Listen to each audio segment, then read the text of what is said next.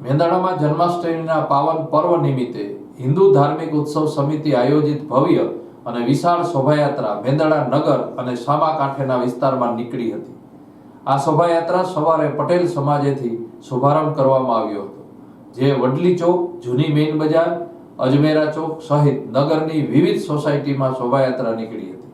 ધીમી ધારે વરસતા વરસાદ વચ્ચે પણ મોટી સંખ્યામાં લોકો જોડાયા હતા.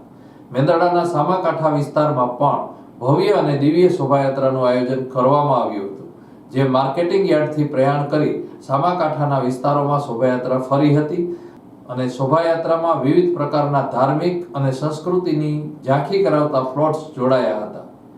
આ શોભાયાત્રામાં મેંદરડા શહેરના નાના મોટા તમામ વેપારીઓ દ્વારા પોતાના ધંધા રોજગાર બંધ રાખી શોભાયાત્રામાં જોડાયા હતા. આ શોભાયાત્રાના રૂટ પર ગલીએ ગલીએ મટકી ફોડના કાર્યક્રમ યોજાયા હતા. નંદ ઘેર આનંદ ભયો, જય કનૈયા લાલ કી, હાથી ઘોડા પાલખી, જય કનૈયા લાલ કી જેવા નારાઓ સાથે મેંદરડા નગર કૃષ્ણમય બન્યું હતું.